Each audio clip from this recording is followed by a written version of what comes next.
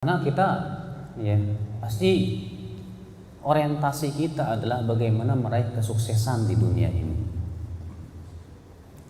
Yang kita juga pasti ditimpa kekhawatiran-kekhawatiran. Khawatir usahanya bangkrut, khawatir tes. Apa sih artinya Rabbana atina fid dunya hasanah, Pak? Ya Allah, wahai Rabb kami, tes dunia. Wa fil akhirati hasanah, dan di dalam kehidupan akhirat hasanah. Hasanah di akhirat itu apa, Pak? Hah? Menurut Bapak benar nggak? Benar? Ada lagi yang punya? Kira-kira memang sih kalau kita pikir-pikir ya kayaknya benar gitu, Pak. Tapi rasanya sulit deh, Pak, untuk dengan akhirat lebih banyak pengetahuannya lebih mana?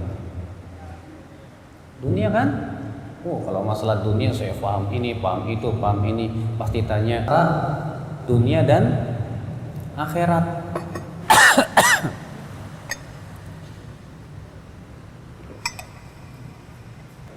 60 sampai 70 tahun ya, Pak. Yang sampai 80 sampai 90 itu mungkin sedikit kali ya. Iya. Sedangkan di akhirat berapa tahun? Berapa tahunnya kita? Satu hari di sisi Allah itu berapa tahunnya kita, Pak? Hah? Kalau 1000 tahun itu sama dengan 24 jam, berarti 60 tahun di sisi Allah berapa jam? Surga dan diselamatkan dari api neraka, sungguh ia telah sukses. Ini kesuksesan yang luar biasa. Itu luar biasa. Bapak dan Ibu sekalian, sekali lagi, Pak, bagaimana setiap aktivitas saya jadi pahala? Bagaimana saya bekerja dapat pahala? Bagaimana saya makan dapat pahala? Bagaimana saya minum? Bismillahirrahmanirrahim. Thalabul halal, mencari rezeki yang halal itu termasuk jihad. Alhamdulillah. Bapak pergi bekerja, ngapain lagi, Pak, niatnya? Saya harus melaksanakan amanah di kantor, Ustadz. Karena pekerjaan di kantor itu amanah saya. Saya harus melakukan pekerjaan ini sebaik mungkin, seprofesional mungkin. Pahala nggak, Pak? Melaksanakan amanah wajib tidak, Pak? Wajib. Masya Allah. Makanya kata Rasulullah SAW apa? Innallaha yuhibbu abdan idza amila amalan an yutqinahu. Allah itu cinta kepada seorang hamba apabila ia bekerja dengan profesional. Dia bersungguh-sungguh. Masya Allah. Makanya perginya Bapak ke tempat kerja bernilai pahala dengan niat yang baik. Masya Allah. Alhamdulillah. Bernilai ibadah kan? Bernilai ibadah, Pak. Masya Allah. Kemudian Bapak mau makan, gimana ya caranya supaya saya makan itu dapat berpahala? Pertama, kata Ibnu Qudamah, niatkan dengan niat yang baik. Saya makan niatnya supaya saya bisa beribadah kepada Allah. Saya makan niatnya supaya saya memenuhi hak tubuh saya. Karena tubuh saya pun punya hak. Bapak makan bismillah pakai tangan kanan. Pahala nggak, Pak? Pahala. Kadang kan kita suka lupa makan pakai tangan kiri, malah dosa. Saya terkadang merasa aneh, Pak, ya, banyak kaum muslimin Islam muslim tapi kalau makan pakai tangan kiri, Pak. Bahkan kemarin saya waktu umroh ya di hotel jamaah habis umroh selesai enak aja makan pakai tangan kiri. Kenapa? Karena memang nggak dibiasakan untuk makan pakai tangan kanan. Padahal kata Rasulullah SAW yang makan pakai tangan kiri itu setan. Nah, kalau kita makan pakai tangan kanan, Masya Allah, pahala, Pak. Baca bismillah, pahala, Pak. Setelah makan kita baca doa lagi.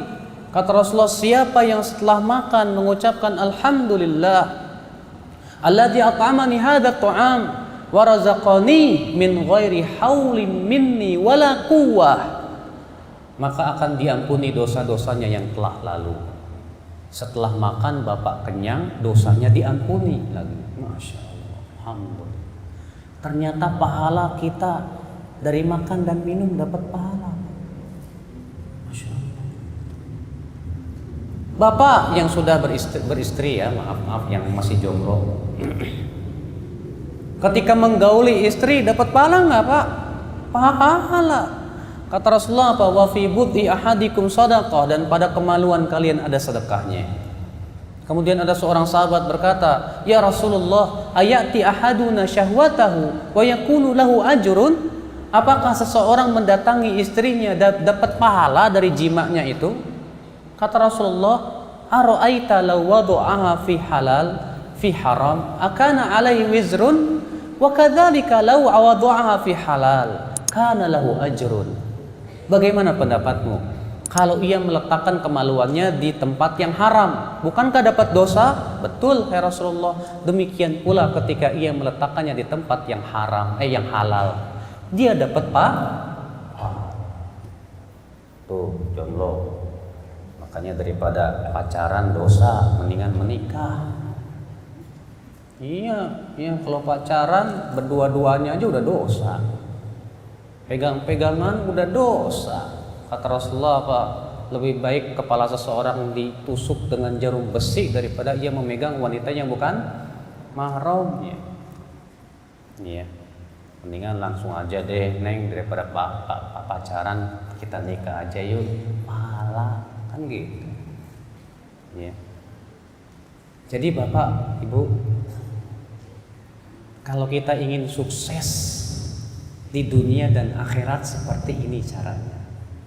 Serasikan dunia dengan akhirat. Jangan serasikan akhirat dengan dunia. Kenapa? Kalau serasikan akhirat dengan dunia, khawatirnya begini Pak. Saya ibadah, kira-kira nguntungin dunia saya enggak ya? Ibadah ini enggak nguntungin dunia saya. Akhirnya malas ibadah. Jadi yang dia pikirin kalau misalnya dia puasa nguntungin dunianya baru mau. Kalau dia sedekah nguntungin dunianya baru mau. Kalau dia beribadah nguntungin dunianya baru mau. Wah, ini celaka Pak. Allah mengatakan dalam surat Hud ayat 15-16 apa? Man kana yuridul hayata dunya wa zinataha nuwaffi ilaihim a'malahum fiha wa hum fiha la yubkhasun. Ulaika alladzina laisa lahum fil akhirati illa an-nar wa habita ma sana'u fiha wa batilum ma kanu ya'malun. Allah mengatakan apa? Barang siapa yang menginginkan kehidupan dunia dan perhiasannya, kami akan berikan apa yang ia inginkan dari amalannya tersebut tanpa dikurangi. Mereka itu nanti dalam kehidupan akhirat tidak akan mendapatkan apa-apa kecuali api neraka saja. Batal amalan mereka, sia-sia perbuatan mereka, kata Allah. Itu Pak, kalau kita maunya supaya akhirat selaras dengan dunia. Yang kita inginkan tuh bagaimana dunia selaras dengan akhirat. Jadi pikirannya apa? Saya beramal dunia bagaimana ya supaya dapat pahala di akhirat. Ini yang kita inginkan. Berarti ini orang sukses Pak, Masya Allah. Bapak bekerja, sebelum bekerja nanya dulu, kira-kira pekerjaan saya halal apa haram ya? Halal, alhamdulillah. Kemudian pergi kerja dengan niat mencari nafkah, dengan niat menjalankan amanah, pahala, alhamdulillah. Demikian Pak. Ya, kita sebagai seorang mukmin, yang kita inginkan adalah bagaimana waktu kita selalu menghasilkan pahala. Siapa yang hafal surat Alam Nashrah? Alam Nashrah laka sadrak. Akhir Alam Nashrah itu ayat apa ayat?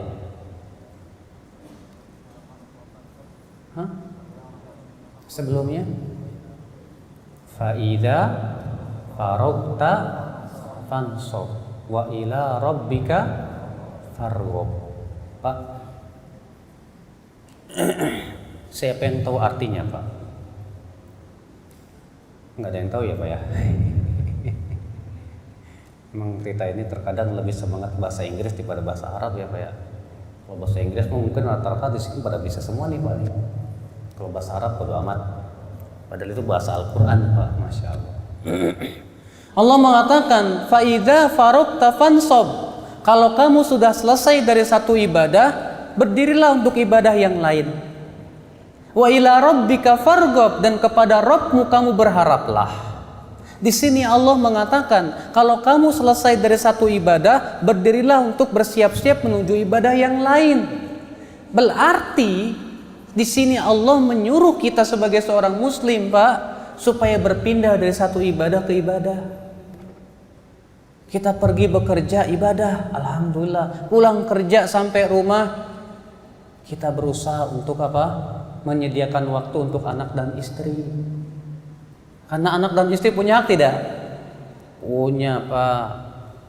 Ya, nih dengerin, ada sebuah hadis, Pak. Salman Al-Farisi waktu itu dipersaudarakan dengan Abu Darda oleh Rasulullah SAW.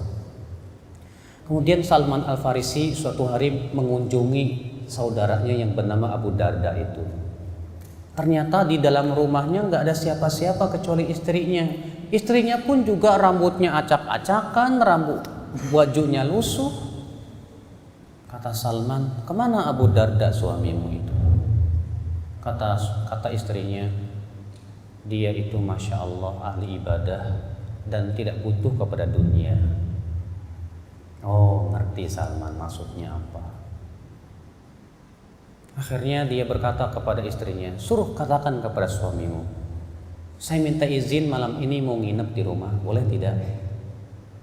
Akhirnya si istrinya pun pergi ke suaminya. Suaminya bilang, "Silakan." Di malam itu Salman Al-Farisi tidur bersama Abu Darda, bukan bersama istrinya, nggak boleh. Kemudian ketika Abu Darda setelah sholat isya mau sholat tahajud, rupanya Pak, Abu Darda itu habis sholat isya tahajud semalam suntuk sampai subuh. Setiap kali dia mau sholat tahajud ditarik sama Salman, tidur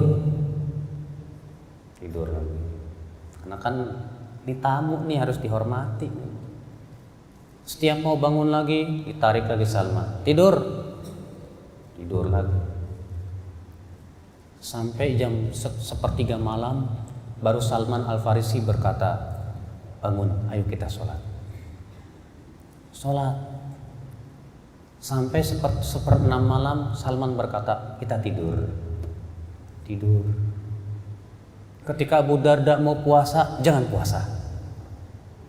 Abu Darda nggak jadi puasa. Kemudian di pagi harinya Salman Al-Farisi berkata kepada Abu Darda, "Inna li rabbika 'alaika haqqan, wa li jasadika 'alaika haqqan, wa li zawjika 'alaika haqqan, fa'ati kulli dhi haqqin haqqa." Tuhanmu punya hak, tubuhmu punya hak, istrimu punya hak. Berikan hak mereka masing-masing. Maka Abu Darda pun kemudian segera pergi ke Rasulullah melapor, "Hai Rasulullah, tadi Salman mengatakan begini dan begitu. Bagaimana hai Rasulullah?" Kata Rasulullah apa? "Shadaqa Salman." Benar Salman. Masya Allah. Berarti Pak ya, setelah kita pulang kantor, kita pulang ke rumah, kita sediakan waktu untuk istri dan anak karena ini hak mereka, Pak. Kadang ada orang pulang kantor kelayaban dulu entah kemana, Pak. Iya. Jangan. Ya, kata Rasulullah, apabila seseorang pergi, hendaklah setelah selesai hajatnya segera pulang ke rumahnya. Itu perintah Rasul. Maka jangan kelayaban dulu, Pak, kesana kesini, ya. Pulang. Ya. Istri pun punya hak, kumpul sama anak. Ya, anak pun juga butuh kepada kasih sayang ayah. Nah, coba Pak, sehingga waktu-waktu kita itu berpindah dari ibadah satu ibadah ke ibadah yang lain. Makan kita jadi ibadah, bahkan tidur kita pun jadi ibadah. Kata Rasulullah SAW, "Man arada an yattaji," siapa yang ingin tidur, wa nawa an yatahajjad, dan dia berniat ingin tahajud nanti malam, faghalabathu ainah, ternyata ketiduran sampai subuh. Kutiba lahu ma nawa, Allah tetap tuliskan untuk dia niat tahajudnya. Wa kana naumuhu lahu shadaqah, bahkan tidurnya pun bernilai sedekah dari Allah untuk dia. Masya Allah, hanya karena niatmu tahajud. Gara-gara niat tersebut dia tidak tahajud, ketiduran sampai subuh gitu.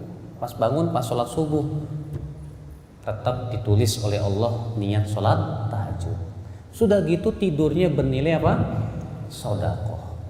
Pahala tidak Pak? Pahala. Luar biasa Pak. Sebetulnya untuk dapat pahala itu mudah loh Pak. Mudah tidak?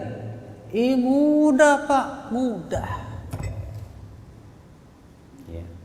Bapak bangun tidur pagi hari, baca doanya. Apa doa bangun tidur? Allahumma barik lana fima razaqtana. Apa Pak? Hah? Alhamdulillahilladzi ahyana ba'dama amatana wa ilaihin nusyur. Alhamdulillah. Bapak pergi ke kamar mandi, wudu, kemudian sholat. Pahala tidak Pak? Pahala, Masya Allah. Setelah selesai sholat subuh Bapak ngapain? Kerokean. Aduh, gak ada pahalanya itu mah Pak. Habis sholat subuh baca Quran lah. Baca Quran selembar dua lembar kan lumayan. Kata Rasulullah, siapa yang membaca Al-Quran, maka setiap satu hurufnya ditulis 10. Maka kalau misalnya alif lam mim berapa huruf tuh Pak? 3. Berarti dapat berapa? 30.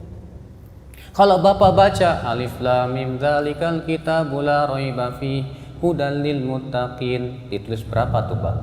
Hitung aja sendiri. Banyak. Masya Allah ya.